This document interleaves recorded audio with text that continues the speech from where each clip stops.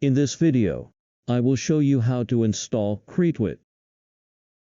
Before you install the software, please make sure that your computer system is Windows 7 or higher.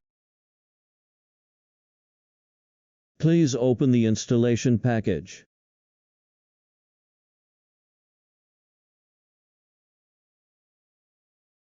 Select the language and click OK. Click Next.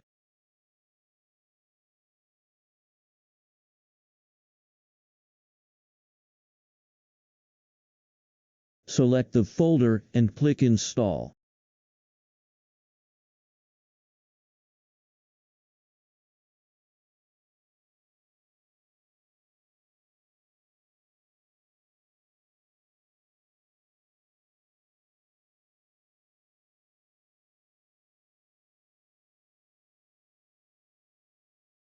Click Finish, and the whole installation process is completed.